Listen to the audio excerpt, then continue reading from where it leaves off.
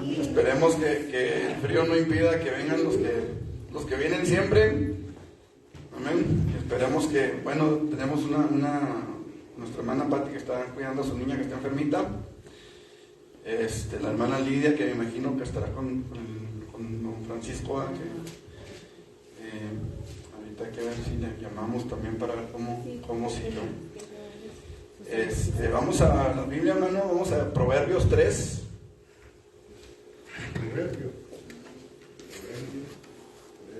Proverbios 3, y vamos a leer primeramente Mateo 6:2.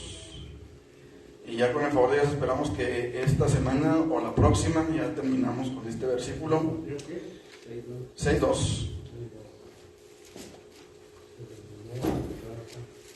Uh-huh.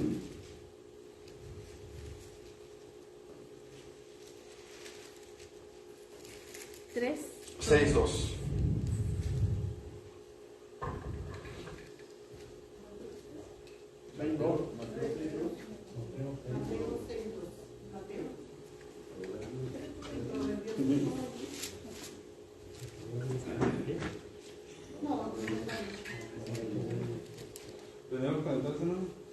No digas. Ok, Mateo 6:2, ¿lo tienen? Dice: cuando pues des limosna, no hagas tocar trompeta delante de ti como hacen los hipócritas en las sinagogas y en las calles para ser alabados por los hombres. De cierto os digo que ya tienen su recompensa. Mateo 6, versículo 24.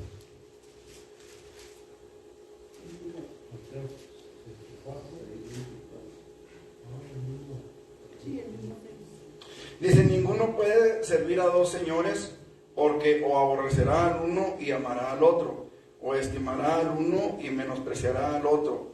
No podéis servir a Dios y a las riquezas. Padre, en el nombre de Jesús, en esta mañana venimos delante de tu presencia, Señor, dándote a ti la gloria, la honra, la alabanza y toda la adoración, Dios, porque solo tú lo mereces, y queremos rogarte, Dios, que aceptes de nuestro corazón, Señor, la alabanza, que aceptes de nuestras vidas, Señor, la mejor adoración que podemos darte, Señor, en el nombre de Jesús. Señor, habla nuestras vidas, ayúdanos a entender tu palabra, quita toda sombra de duda y permite que tu Espíritu Santo se manifieste, Señor, en nuestros corazones, en el nombre de Jesús. Amén. Ok, Proverbios capítulo 3, ¿pueden sentarse, mis hermanos? 3 del 9 al 10.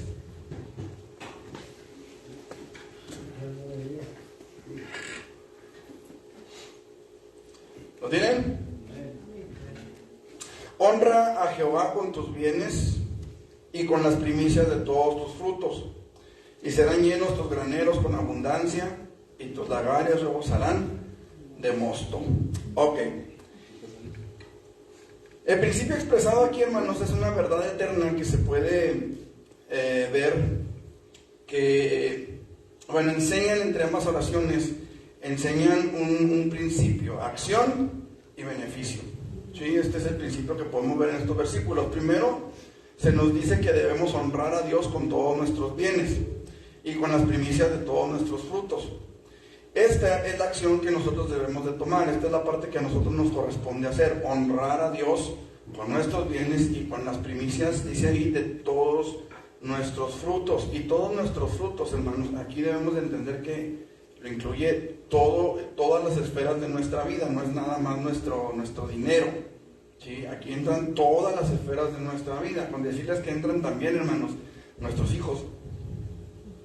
Entonces, aquí, hermanos, nosotros necesitamos entender esto, ¿verdad? La acción que nosotros debemos de tomar es honrar a Dios. Y luego, el beneficio. El beneficio dice: serán llenos vuestros graneros con abundancia, y vuestros lagares rebosarán de mosto. Este es el beneficio que obtendremos, hermanos, al llevar a cabo la acción que se nos está pidiendo. La segunda oración es la promesa de Dios para todo aquel que ejecuta la exhortación que encontramos en el versículo primero. Ahora, ¿qué es una exhortación? ¿Quién sabe lo que es una exhortación? Porque de repente hemos escuchado que alguien hace algo y exhórtelo, pastor, exhórtelo. Es que piensan que exhortar es regaño, pero no, es más atención. Pero de la mejor manera posible. La exhortación declara cuál fue el problema y cuál es la solución. ¿Alguien más? ¿No? Porque la exhortación es diferente a acusación. Ok, bueno. Es una invitación. Yo los exhorto a que luchemos por la patria. Yo los exhorto a que... Eso es un exhorto, una exhortación, hermanos, es una invitación con razones. Exportación no vas a llevar de un lugar a otro. No, okay. Exhortación. Exhortar a alguien es hacerle una fuerte invitación. Decía Ben, ¿no? Hacerle cuál es la falta. Bueno, lo invito, hermano, para que no deje de congregarse. ¿Por qué? ¿Cuál sería la razón? Porque en la congregación tenemos alimento, porque en la congregación Dios bendice, porque en la congregación Dios se manifiesta, porque, me explico, una fuerte invitación, pero con razones, con motivos. Aquí Dios nos exhorta a honrarle con nuestros bienes y con las primicias de todos nuestros frutos, y nos da la razón, porque entonces Dios va a añadir bendición a nuestras vidas. ¿Sí lo entendemos? Fíjense cómo dice: honra a Jehová con tus bienes y con las primicias de todos tus frutos, y serán llenos tus graneros con abundancia, y tus lagares rebosarán de mosto. Entonces, esta es la exhortación: honra a Jehová con tus bienes. ¿Cuál es la razón? Que Dios va a bendecir nuestras vidas. ¿Sí me explico? Esa es la exhortación, y esa es la razón de la exhortación. Cuando se le pide a alguien, por ejemplo, deja de fumar, esa es una exhortación. Se nos está exhortando a dejar el cigarro, por decir algo, ¿no? Una fuerte invitación. O como le dice a usted el doctor, tiene que dejar el azúcar, después de que se lo ha hecho como 20 veces. ¿Cómo le dice el doctor? No, hasta miedo les da ir al seguro porque, ay, me va a regañar el doctor. Y invitar a las cosas malas también es exhortación. No, porque ahí no hay una razón válida para hacerlo. Es que la exhortación es dirigida a hacer algo, algo bueno, a mejorar o a hacer algo. A abandonar un mal hábito. Decía Bedo ahorita, se explica cuál es la falta. Porque en todo el libro de Pablo dice lo que exhorto y lo que exhorto. Ajá. Entonces, y da las razones de por qué el exhorto. ¿Sí me explico? Ok. Entonces, esto es una capsulita nada para que entendamos lo que es la exhortación. ¿Sí? Ok. La gente a quien le está hablando aquí Salomón, obviamente inspirado por el Espíritu Santo en estos versículos de Proverbios, la gente vivía de la tierra, regularmente eran campesinos. Ellos habían de dar a Dios las primicias de los frutos que habían cosechado de la tierra. Hoy nosotros no necesariamente somos campesinos, aunque por ejemplo los hermanos todavía vieron la primicia de un árbol de limón, ¿verdad? No somos campesinos. Regularmente, en la mayoría pues trabajamos en otras cosas. No sé, ve en la empresa en la que trabaja, el hermano es albañil, el hermano trabaja en una empresa aquí en el mercado de abastos o en el central de abastos, algunos trabajan en maquila. Entonces no somos precisamente agricultores. Sin embargo, nuestros trabajos sí rinden frutos. Sí rinden frutos obviamente económicos. Pero la idea es la misma. Debemos de dar a Dios lo primero de aquello que tenemos para dar. Lo primero tiene que ser apartado para Dios. Debemos darle a Dios lo mejor de todo lo que tenemos para dar. Lo que Dios desea comunicarnos aquí, hermanos, es que dos cosas. Número uno, nuestro trabajo no va a ser en vano. Todo aquello que le dediquemos a Él va a recibir bendición de Dios. Número uno, ¿sí? Pero la número dos creo que es la más importante. La número dos, hermanos, de las cosas que Dios desea comunicarnos a través de las primicias es que Él tiene que ser el primero en todo. Por eso dice primicias, ¿sí? Ya que hay un gran beneficio, hermanos, en entregar las primicias a Dios, es importante que entendamos qué son las primicias. Las primicias, hermanos, nos indican que Dios es el primero en todo, y por todo Él tiene que ser el primero. De hecho, la palabra de Dios nos dice que Jesús murió y resucitó, hermanos, para ser el primogénito de los muertos. ¿Qué es eso? ¿Qué es el primero? ¿Qué es el primogénito? El primero y el único. El primogénito es el que nace primero de una familia. Ajá. Fíjense bien, no es el único. Único es unigénito. Hay una diferencia en primogénito y unigénito. Jesús es el unigénito de Dios, el unigénito del Padre, pero es el primogénito de María. Así lo menciona la Biblia.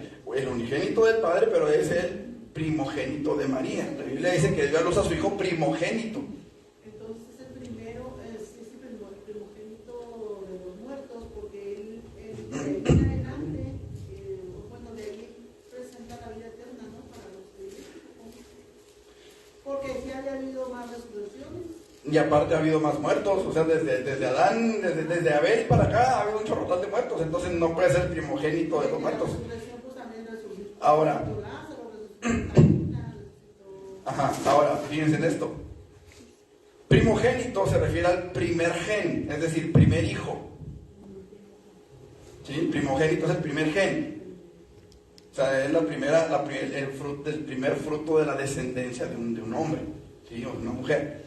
Ok. ¿Cómo puede ser Jesús primogénito de un muerto? ¿Pueden los muertos tener hijos? No. Entonces, ¿a qué se refiere esa palabra primogénito? Entonces, de Adán el primogénito fue Ismael.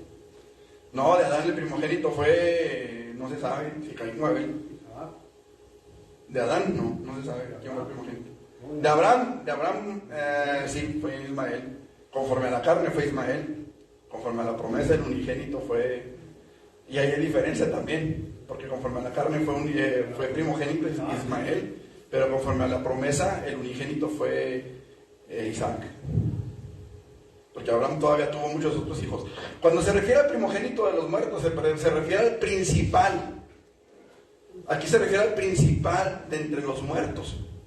¿Por qué el principal de entre los muertos? Porque por su muerte nosotros tenemos vida. No porque él sea hijo de un muerto o el primer hijo de un muerto, sino porque él por su muerte nos da vida. La muerte de Jesús fue la principal de todas las muertes, porque por esa muerte nosotros tenemos vida. Obviamente la muerte no pudo vencer a Jesús y no lo pudo retener, eso lo sabemos todos. ¿Sí me explico? Pero se convierte en el primogénito de los muertos porque él es el principal, la persona que debía morir en primer lugar para que nosotros pudiésemos tener vida eterna. Aquí no se refiere a un lugar cronológico, no se refiere a un lugar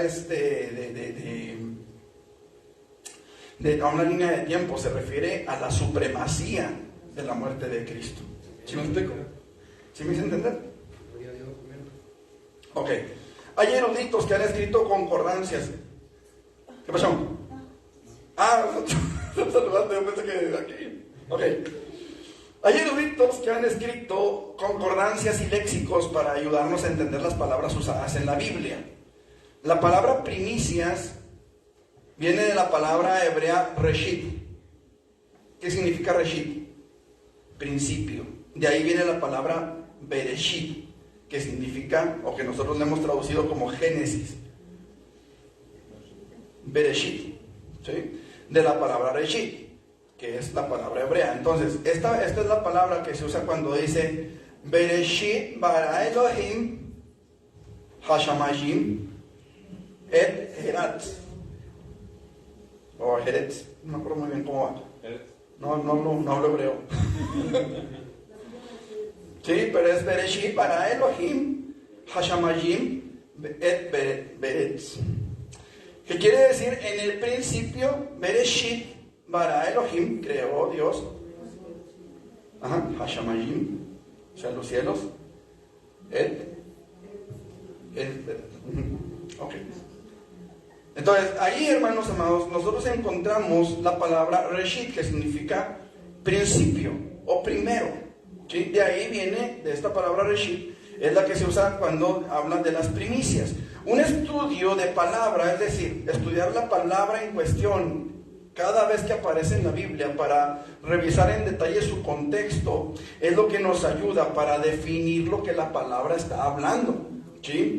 Entonces, primicias significa, primicias, tal cual, significa principio, significa primero, significa comienzo, significa principal, lo que hablábamos ahorita en cuanto a Jesús como primogénito de los muertos, significa lo mejor, la parte principal, lo más importante, ante todo, significa la mayoría, significa lo más precioso, lo de mejor calidad, lo más escogido y lo más precioso que tenemos. de todo eso, hermanos, significa la palabra primicias. Ahora, yo creo que ya tenemos aquí una idea, ¿no? Ya nos hicimos la idea de lo que significa. Ok. Las primicias, hermanos, no son las obras. No es lo que nos sobra. No, las primicias, hermanos, tienen que ver con todo lo que le damos a Dios, todo lo que le entregamos a Él. Le damos lo mejor que está a nuestro alcance en las distintas categorías de nuestra vida. Yo les he dicho muchas veces, hemos escuchado personas que se levantan a testificar y dicen, voy a cantar una alabanza al Señor. No canto muy bien, pero al cabo que es para Dios. ¿Qué estamos haciendo ahí? Ahora, yo no le digo, vaya y estudie y aprenda a cantar y luego ya viene y canta. No. No le estoy diciendo eso. Lo que le estoy diciendo, hermano amado, es que necesitamos saber en qué contexto venimos a traer ese canto al Señor. ¿Como algo que al cabo que es para Dios? ¿O como una primicia de nuestro corazón para Dios? Presente con el corazón. ¿Sí me explico? Ahí, hermanos, entra más que nada, creo yo, doctrina, entendimiento de lo que se está haciendo, entendimiento de lo que vamos a hacer para Dios, porque es para Dios. Hermanos, yo quisiera cantar una alabanza, no sé cantar muy bien, pero quiero hacerlo con todo mi corazón para Dios. Así que, hermanos, si me pueden apoyar los que están ahí en la alabanza, y si no me pueden apoyar, yo aquí mero en la capela, pero quiero hacerlo con todo mi corazón. Ya cambia. Yo sé que canto como pato con anginas, pero quiero hacerlo con todo mi corazón.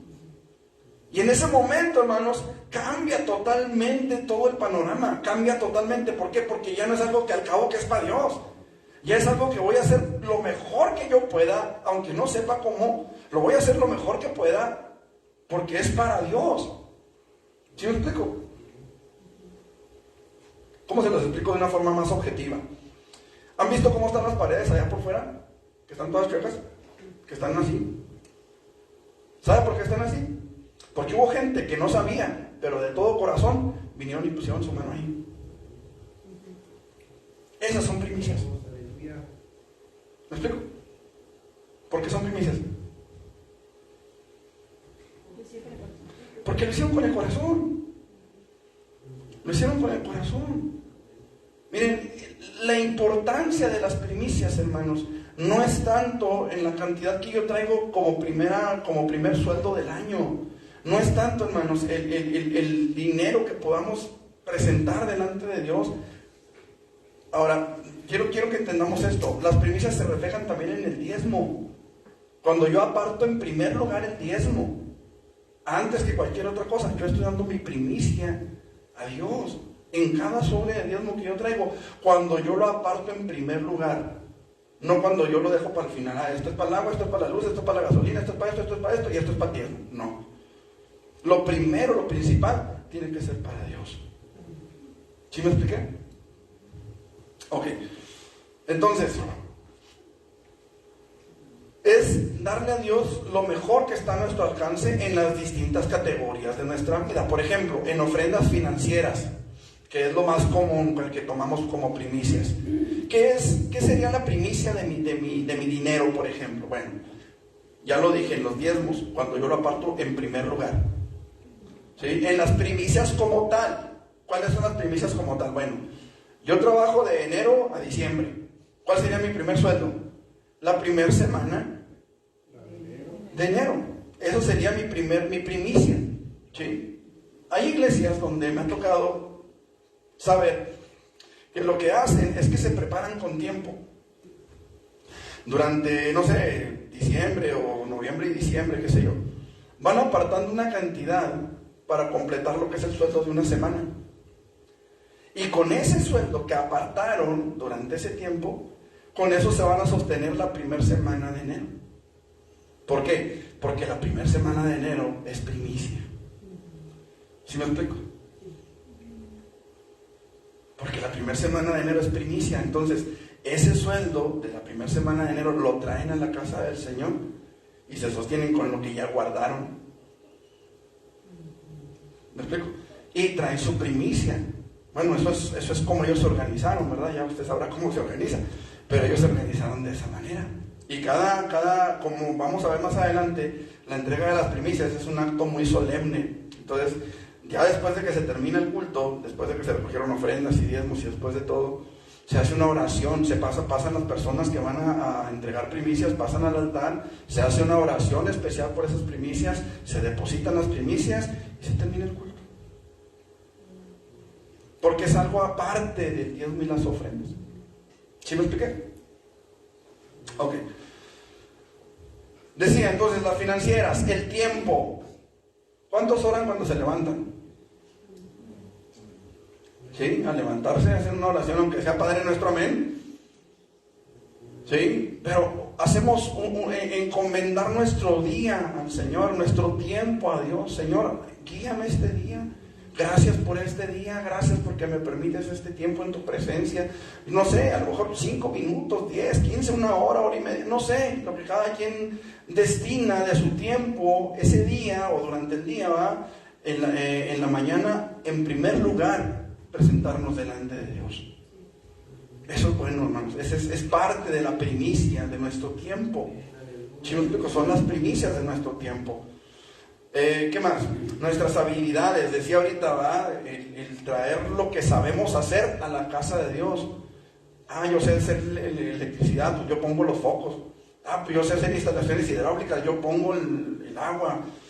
Yo pongo ladrillo, yo pongo, no sé, lo que se pueda hacer, traer eso a los pies del Señor, nuestras capacidades, nuestras habilidades que Dios nos ha dado en el servicio a la gente también, hermanos.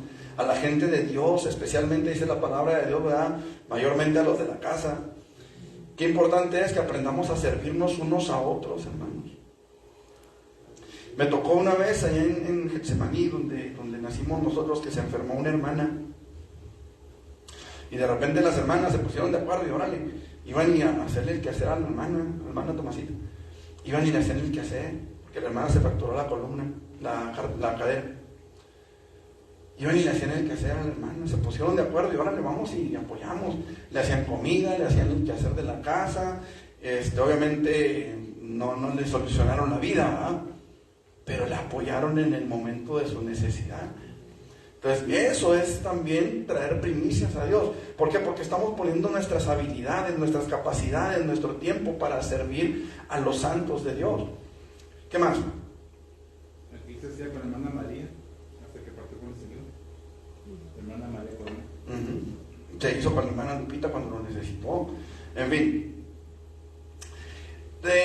presentamos también, hermanos, nuestras primicias al Señor cuando apoyamos al movimiento de su palabra. ¿Qué es eso? La evangelización, el evangelismo. Cuando vamos y le hablamos a alguien, o cuando vemos que hay, no sé, un misionero con necesidad y le apoyamos con algo, oramos por él, qué sé yo. Todo eso, hermanos, entra como primicias al Señor, lo mejor de nuestro servicio para esa persona, para Dios. En fin, todo lo que sea servicio para Dios. Damos lo mejor que tenemos para dar porque todo es para Dios. Eso es algo que tenemos que entender. Tanto en las ofrendas regulares, como en los diezmos, como en las primicias, tenemos que saber a quién se le está dando el diezmo, a quién se le está dando la primicia, a quién se le está dando la ofrenda. Y tenemos que saber que todo eso se lo damos ¿a quién? ¿Al pastor? ¿Al hermano que tiene necesidad? ¿A quién? A Dios.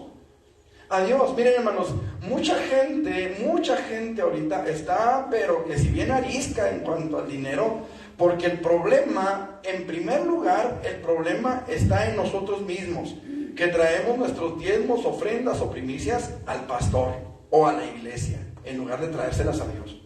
Ese es un problema serio. El otro problema serio es que hay mucha gente que abusa de este tipo de cosas y engaña a la gente para robar a la gente y hacerse rica a costa de la fe de la gente. Eso ellos tendrán que dar cuentas a Dios por todo eso.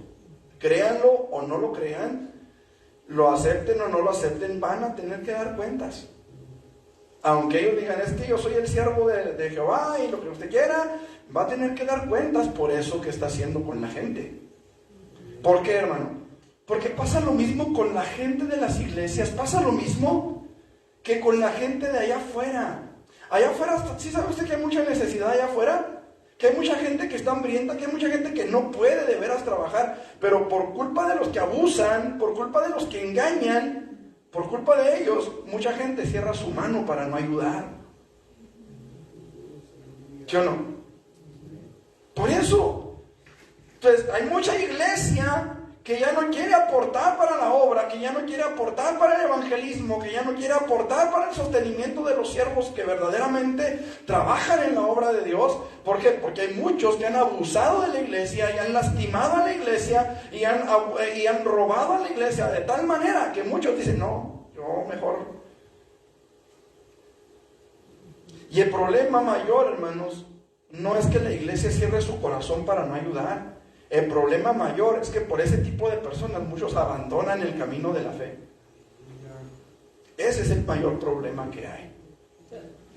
Pero también hay el mayor problema es que tenían los ojos fijados en el hombre y no en Dios. Por eso hablo de las dos cosas, de las dos partes. O sea, la primera, que quizá lo más, bueno, no lo más importante o lo más pesado o lo más grave, no, porque las dos cosas son igualmente graves. Yo lo he dicho en otras ocasiones. ¿Qué clase de pastor es el que exige el diezmo? ¿Qué clase de pastor es el que exige que se le dé, que se le ofrende, que se le traiga? Pero también qué clase de iglesia es la que se le tiene que exigir que diezme para que lo haga. O sea, es que hecho, entonces la escritura es de ofrenda voluntaria aceptable a Dios. Ajá. Por ejemplo, desde ya el momento que no es voluntaria, que es porque, tengo que, no, ya perdió ahí. Sí. Ya perdió lo aceptable. O sea, y se acabó, hasta ahí llegó hasta algo súper material. Pero cuando lo haces de corazón, repercute también en el área espiritual, porque Dios es el que bendice la realidad. Así es. ¿Qué creen ustedes que fue lo que conmovió el corazón de Jesús? Que él haya visto a aquella mujer anciana echando, o viuda pues, echando esas dos blancas en el cofre, o el corazón de la mujer. ¿Qué creen ustedes que haya conmovido a Jesús? Pues es su corazón. Porque Jesús no habla de su corazón. Jesús dice, esta viuda pobre echó todo lo que tenía como sustento. ¿Sí? O sea, si nosotros nos ponemos a pensar, pensamos, es que esta mujer tenía confianza en Dios, esperaba en el Señor, qué sé yo, ¿verdad? Y echó las dos monedas. Bueno, gloria a Dios, porque Jesús se fijó que lo echó todo. Pero Jesús va más allá de la moneda. Jesús va más allá de eso y ve la intención de su corazón. ¿Con qué intención lo echó? ¿Con qué intención lo dio? De hecho, él mismo declara que era viuda. No es más sabía excepto Jesús que era viuda. Ajá. Ahora él supo que desde el corazón. Él no lo dijo así nomás, sino dijo, me dio esa ofrenda porque es lo que traía, no dijo, dio todo lo que tenía su sustento. Eso refiere a que Jesús conocía a ella aún desde antes, desde mucho antes que envejeciera, que era viuda de todo lo que haya sido, conocía su vida exactamente tal y cual, como hijo de Dios que es. Entonces hizo una evaluación sin ninguna clase de error, sin ningún porcentaje mínimo de error, de que dio todo lo que tenía, además de ser viuda, es su sustento, completamente para la gloria de Dios. Para la gloria de Dios, exactamente. Y ahora, a lo mejor pudiéramos reforzar ese conocimiento de Jesús, no sé, con la vida de Natanael, por ejemplo. Natanael estaba bajo de una higuera y llegan y dicen, hemos encontrado al maestro, y dice, de Nazaret pueden salir algo bueno. Y Jesús viene y se presenta delante de él y dice, cuando él viene llegando, dice, aquí un verdadero israelita en quien no hay engaño. Y dice, ¿de dónde me conoces? Y Jesús le dice, cuando estabas debajo de la higuera te vi. Y eso fue suficiente para que Natanael se convirtiera en evangelio. ¿Qué estaría haciendo Natanael? ¿Quién sabe?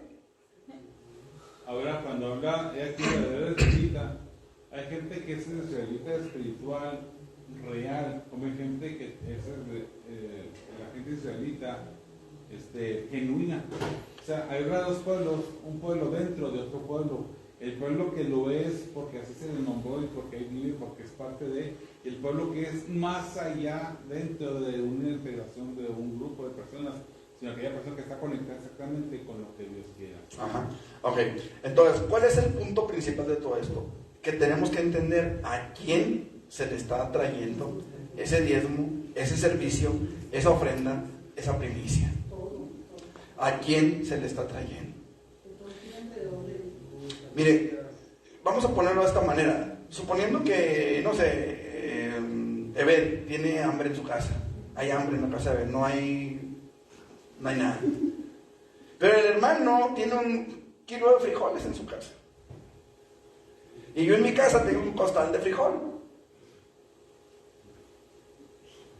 Entonces, como yo sé que en la casa de Bebé hay hambre, voy con el hermano y le quito su kilo de frijol y se lo traigo a Bebé. ¿Qué estoy haciendo? Pues no. Cuidado los frijoles.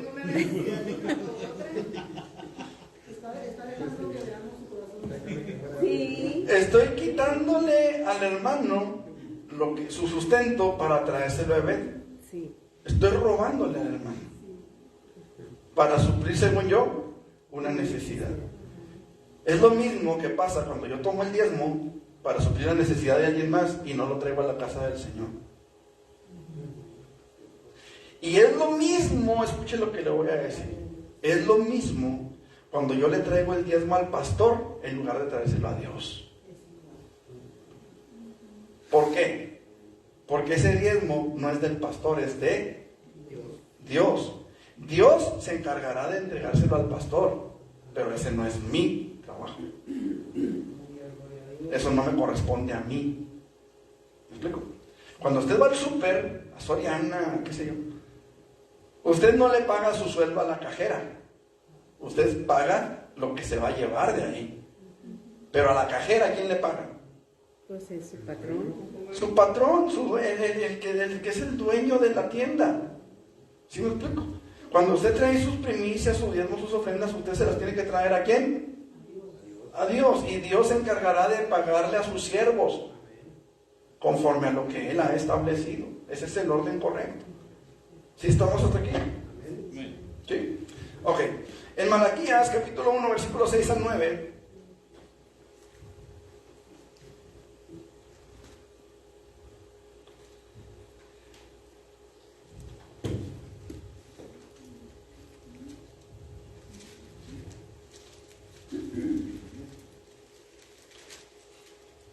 Malaquías 1, del 6 al 9, ¿lo tienen?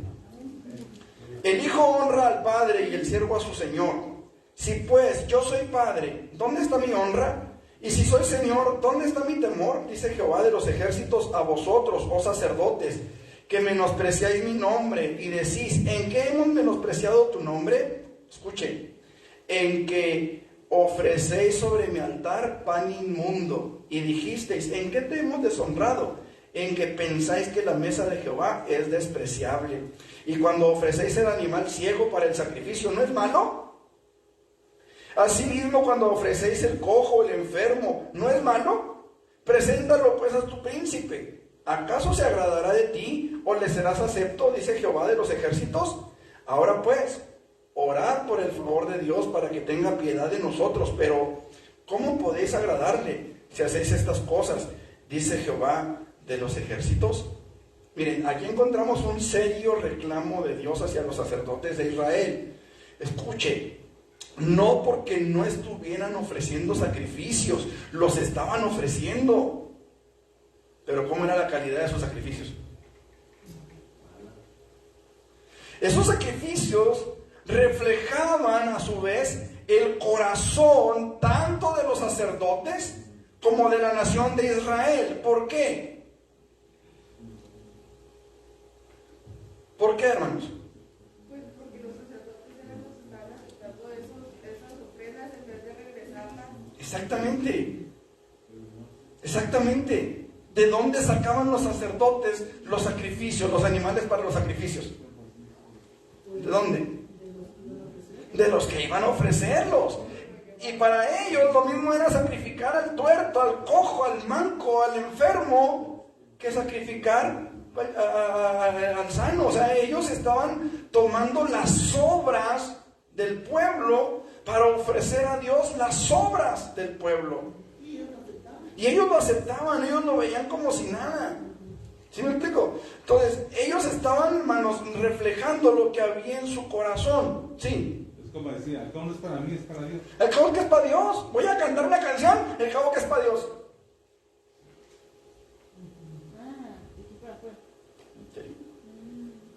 En otras palabras, le estaban dando a Dios las obras, aquello que les quedaba después de haber hecho todo lo que ellos querían o deseaban. Dios tenía dolor en su alma porque lo habían despreciado a Él y habían menospreciado su altar, habían menospreciado las ofrendas, lo habían deshonrado después de todo lo que Dios había hecho por el pueblo de Israel. Después de todas las promesas que les había dado y después de todo lo que Él les había bendecido. Qué tremendo está esto, hermanos. Miren, en el Antiguo Testamento la gente ofrecía panes amasados, el primer fruto de la cosecha. Cortaban la siega y le traían una gavilla a Dios de lo primero que recogían. No usaban flor de harina, no comían pan, no comían grano tostado, no comían espiga fresca hasta que hubiesen ofrecido lo primero a Jehová. Dios era el primero, Dios era lo primero en sus vidas. ¿Sí? Y ellos estaban bajo la ley. ¿Cuánto más nosotros que estamos bajo la gracia, hermanos? ¿Cuánto más nosotros que estamos bajo la gracia? Amén. Qué tremendo es, hermanos, que hay gente que dice, no, es que nosotros ahora estamos bajo la gracia y no tenemos por qué hacer eso. Y no tenemos por qué darlo. Y no tenemos por qué cumplirlo. Hermanos, si los que estaban bajo la ley lo hacían y estaban bajo la ley, ¿cuánto más nosotros que estamos bajo la gracia?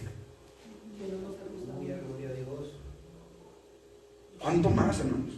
Lejos de que esto sea, hermanos, un pretexto para no darlo, debería de ser una razón que nos impulse a hacerlo. Creo yo. Al igual que el resto de nuestras finanzas, hermanos, también existen ciertos principios que debemos conocer en cuanto a las primicias. Número 1, primer principio. Las primicias eran los primeros frutos en todos los aspectos de la vida del hombre, desde el fruto de la tierra y sus ganados, incluso sus propios hijos. Vamos a Éxodo 22.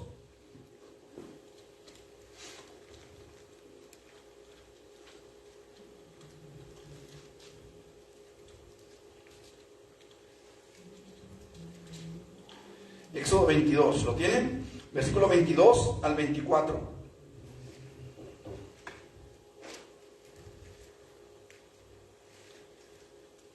A ver, espérenme, estoy mal. Éxodo 22, 29 al 30. Sí, 29 al 30.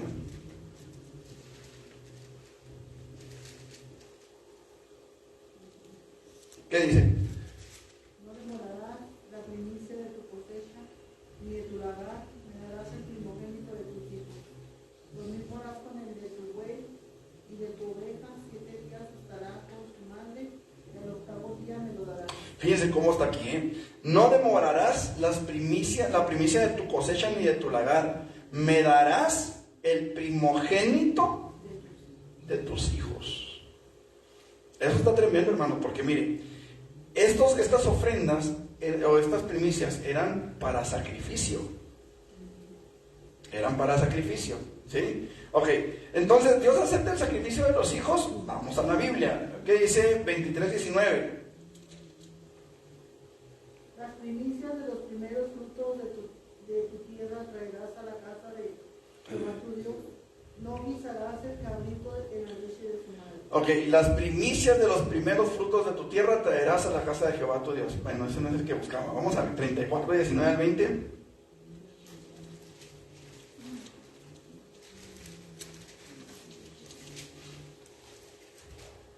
Todo primer nacido mío es, y de tu ganado todo primogénito de vaca o de oveja que sea macho. Pero redimirás con cordero el primogénito del asno, y no lo redimirás. Y si no lo redimieres. No lo redimieres, quebrarás tu cerviz, redimirás todo primogénito de tus hijos, y ninguno se presentará delante de mí con las manos vacías. Ok, redimirás todo primogénito de tus hijos. ¿Qué es eso? Bueno, ya dijimos que cuando se tenía el diezmo, ¿verdad?, y queríamos rescatar algo del diezmo, se tenía que agregar la quinta parte. Bueno, en las primicias no. En las primicias lo que se exigía, por ejemplo, en el caso de los hijos, que es el punto que, así como que Dios ordena que se redima forzosamente. Igual el asno, Era algo que se podía redimir, que se debía redimir, de hecho. ¿Cómo se redimía? Con un cordero. Es decir, yo tengo, no sé, una partida de asnos, una manada de asnos en mi casa, y los asnos eran muy útiles en el tiempo de Israel. Se usaban tanto como para transporte, se usaban para arar la tierra, tenían diferentes usos. Entonces el asno era una herramienta de trabajo para los israelitas. Los sacerdotes, los levitas no tenían tierras, entonces no tenían necesidad de tener muchos asnos. Podían la persona redimir el asno ofreciendo un cordero en lugar de entregar el asno, ¿sí? Y él se quedaba con el asno para servirse de él en sus tierras, en sus trabajos, etc.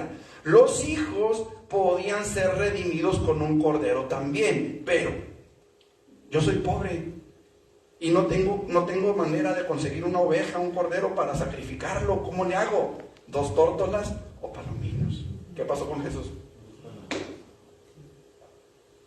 Por eso Jesús estuvo 8 días con su mamá, y al 8º día fue presentado en el templo y se ofreció por su purificación 2 tórtolas o 2 palominos. ¿Para qué? Para redimir al primogénito. ¿Sí me explico? Esa era la manera en que Dios aceptaba el primogénito de los hijos.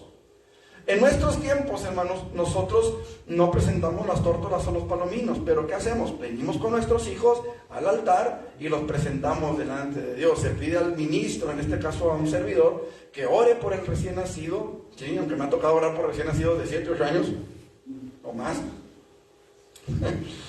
Pero los presentamos al Señor de esa manera, y no solamente al primogénito, a todos nuestros hijos. ¿Por qué? Porque nosotros queremos que todos nuestros hijos gocen de la bendición del Señor. Entonces traemos a nuestros hijos al altar y los presentamos delante de Dios. Los hijos eran presentados en el templo, como en el caso de Jesús, para ofrecer por su nacimiento, ya sea el cordero o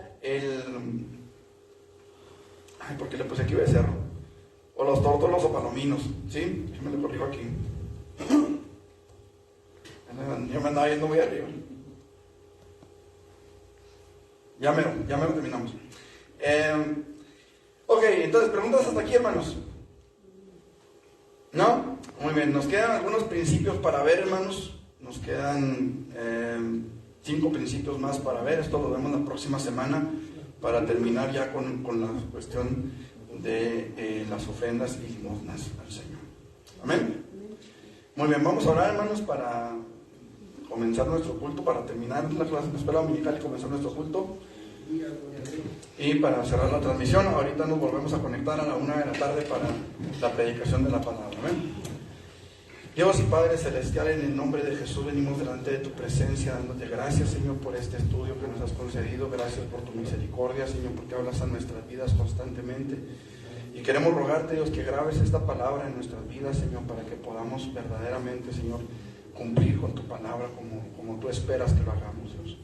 En el nombre de Jesús, gracias te damos, bendícenos, Señor, y prepáranos para que en nuestro culto, Señor, que vamos a comenzar, tu nombre sea glorificado en este lugar, en nuestras vidas, y acepte, Señor, de buena gana nuestra alabanza y nuestra adoración a ti, Dios, en el nombre de Jesús.